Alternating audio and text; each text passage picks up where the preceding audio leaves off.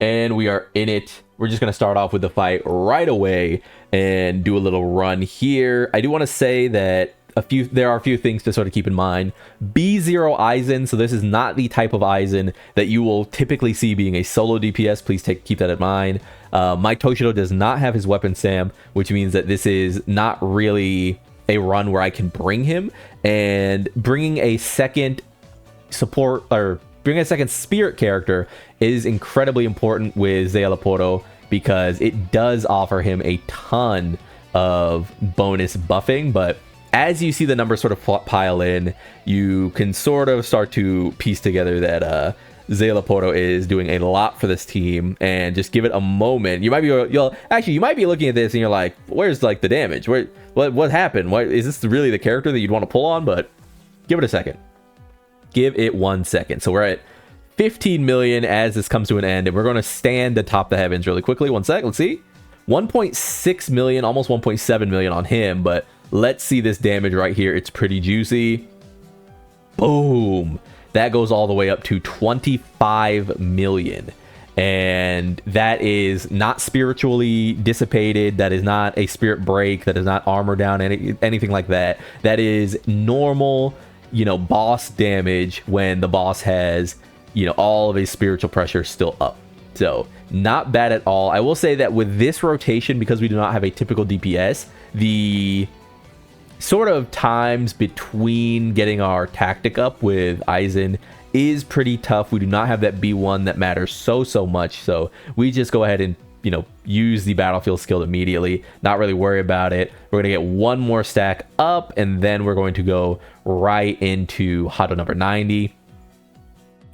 And you can see that damage climb to almost 4 million, but we'll call it even 4.8. We go into the ult with the counter still up. This will help us get the maximum amount of battlefield energy. That way we don't miss any of it. Now we go back into the cube, put his ass in the Rubik's Cube. I just put the stick in the box. I just hit a lick with the box. Man, whatever happened to Roddy Rich? That boy disappeared. So we get 1.78 there. And let's see this ult. We do have a bit of time, so we're cheesing out a bit of damage, but Here comes the big time ult. 13 million goes up to 26 million. So we're now at 93 million damage, and this is primarily from I Will Stand Atop the Heaven, which is just crushing Kensai whenever it does go off. I mean, we've still not seen that same rotation happen with them dissipated. I mean, if you need any more information regarding Szayel, I mean, I don't think you need to hear anything, right? Like, you can tell that this character is affecting these rotations. We essentially have a dud, a support in Momo who cannot contribute damage at all, and we're climbing towards 100 million with ease. We're climbing towards it. Like, this is a worthwhile character. 4.2 million on the Hado number 90. We go into ult for another break, and I mean, tell me if you heard this song before. We're gonna go into Hado here. We actually reset, and then we take it with this instead. And this should be a full another rotation with no problem. We go into Momo first to get the buffs up. That way we have the most amount of chance of Szayel doing a lot of damage here. We get 1.76 again. That's probably our crit threshold, and we get a little bit more here. We're going to cheese out the explosion, and this will probably be our final big burst. How much we get? 12.9 to 26 million damage with Aizen's full release, right? So if you have B1 Aizen, if you have B2 Aizen, and you're impressed by this, Szayel for you. Let's go into the full damage stats. And there we have it. We've got a big showcase from Aizen, who has 142 million damage now that he's got Szayel on his team alongside Momo Hinamori. The reason I did not use Toshiro is because I don't have Toshiro's weapon. I just don't really have Toshiro built. So using Toshiro doesn't really amount to a ton of value. But in this case, I mean, Aizen essentially doubles his damage. He's at 1.28 million. I'm just going to leave this on the screen for one more second. We can see we got 3 I Will Stand Atop the Heavens out, and they amounted to around 77 million damage in total. We're going to go back and take a look at his stats themselves, as well as check out Szayel actual build and the like. But we've got Aizen here. Aizen hasn't changed much since the very early portions of my account. You can see just enough crit to sort of pass me by. 49,000, essentially 5,000 flat.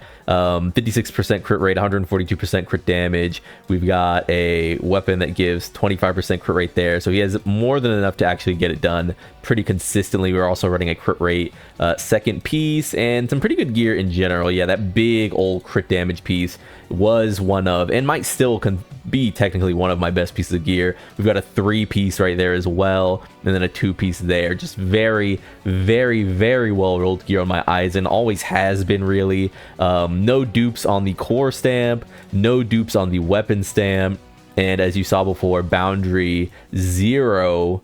I have thought about putting a little bit of juice into this banner, see if I grab an Aizen. I mean, it is the beginning, and B1 does make a lot of difference for the character, so it is one of those things where I could get a lot of value out of getting this. I mean, well, under complete suppression, he gains 50% battlefield skill energy. This means that he is just using his Hado 90 a ton of times and not really delaying as much. Of course, that run wasn't as efficient as it could have been, but I do feel like I got the rotation down somewhat. There is a sort of odd sensation when playing this character, just because some of his, what should I say, some of his animations are a little sticky, but it's not really in the way that I feel like Kisuke is sticky, because I feel like, whoops, 1 second. I feel like it's one of those things where Kisuke doesn't really help himself when he's using his animations, but Szayel, he does feel like he doesn't really get caught out doing his animations much. Of course, I've had a very minimal amount of time actually, you know, using. Also, remember that that was without his core stamp. That was with a, you know, after releasing an ultimate, the entire team gains a 12% boost of attack. If I come back with this character and I get his core stamp, I mean, I feel like that just goes over the moon. I mean, let's just go really quickly see what I was missing out on. So we boosted Aizen to like 150 million attack or something like that. Within 20 seconds after using a special attack, all spirit characters gain 40% crit damage, and the on-field character gains 15% increased charge rate for his ultimate. I mean, like, come on, right? Like, I mean, like, it's night and day. It's night and day. I'm literally missing so much by not having that, but we will come back and, of course, present that once we do have it. But I feel like he did a ton of work, all things considered. I feel like he did a ton of work. The rotation is pretty light.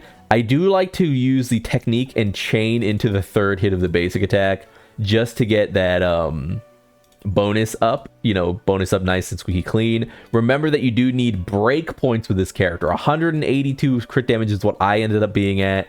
54,000 attack is what I ended up being at, and then having a touch of ult charge, which I wish was higher, but it is what it is. You need these breakpoints to be hit if you want to get the maximized crit damage here, the maximized effective intel control here.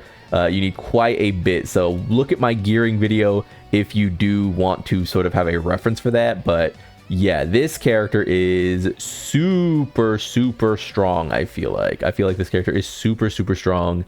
When the team includes one out of two spirit characters other than Szayel, the buff effects provided by the aforementioned intel control, sample analysis, and the passive boost, research expert, backstage monitoring, and corridor modifications are increased by 2 times or 4 times the original value. So I do think it is extremely worth it to be running a spirit team in full, like in totality. One thing I will say is that my spirit team is pretty bunk right now because my Toshiro just doesn't have his stuff, right? I mean, I don't have any boundaries, I didn't pull on his weapon, and I do have his core stamp, but you know, there's just a lot missing with him. I could raise this third stamp here. It's just one of those things where it's like, it just doesn't really matter for me right now. So I do think the best version of my current Szayel team is something like this. I mean, Momo is a character that you essentially need no gear on. I mean, she's not there to help with damage or not do damage really. This does not stack, mind you. These bombs do not stack, so you're gonna want to get her something else. The one I was previously using is the attack percent, but yeah, I guess I'll just continue to keep the attack percent. I mean, why not? But yeah, you're just gonna want to get her if you don't have if you don't have access to Toshido's weapon and such. I don't know why they didn't rerun Toshido. I would have 100% pulled for Toshido's weapon if they reran him during this banner. I don't know why they didn't. It just means that I essentially will never get to have a Toshido team unless they put him on the standard banner, which they might soon. So I'm just waiting for Audibel. And I mean, I'm fine waiting for Audibel, but let's just like, I would have kind of liked to have a Spirit DPS, you know, before this point, but as I've said many times, if you're new here, I didn't know how free to play the game would be, so I skipped Toshido's weapon, thinking maybe it'd be fine. Ultimately, that is a choice I made, but yeah, 5 Ascension on the core stamp for her. She gives a ton of crit boost, mind you. Our cup spilleth over. And we have 4 of it here as well, spirit damage boost. You do notice that even at B0, his ultimate starts hitting for around 1.5 million, which isn't too bad. A part of that is actually getting the crit rate from Momo, by the way, because I do not have any crit rate myself. So that's a pretty cool, like, sort of bonus effect of having Momo on the team. But yeah, that's Szayel Laporto. His gear is not like insane or anything. I'm pretty sure I went through it before, but you can just pause if you need to see. I did a gearing video, so I haven't really focused on it. And yeah, I expect huge things once I do acquire this core stamp, but as it goes, core stamps ain't nothing to fuck with. They ain't cheap. So if you guys don't remember, I've ended up getting an Ascension level 5 Nellel core stamp over time, and all of the points all the core stamp materials I put in there, combined with getting a second version of this one right here to get that up to 100%, it is sort of what it is. So that's gonna do it for now. I felt like that run was pretty smooth.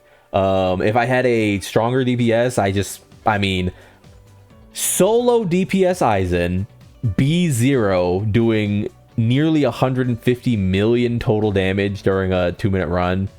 I think that's pretty good. I do think that is pretty good. I do think that shines a light on just how powerful Szayel Laporto's overall ability chain is going to be. And as for whether you should pull him, I do think he is going to be necessary. The thing is, and you might be thinking of this in immediate terms, he might return when a character like Audibel comes out. He might. They've rerun Aizen a few times now. The reason they've rerun Aizen so many times is because he's popular enough that they know people are going to pull on this guy, right? I don't know how much they're going to rerun the characters who are quote unquote like less hype. I mean, obviously they're going to get reruns eventually, but if you don't commit to Szayel Laporto now, it's like not committing to Soifon, which I already said before is a mistake. Soifon is incredibly strong. I know people don't want to hear it, but she is. Right? So you cannot commit to her, and you cannot commit to Szayel Laporto, but your teams are going to start suffering pretty soon, I think, as we round out with Grimjo, as we round out with Audibel or Shunsui or whoever comes after to replace the Spirit DPS, because Spirit does seem like it's on the chopping block right now.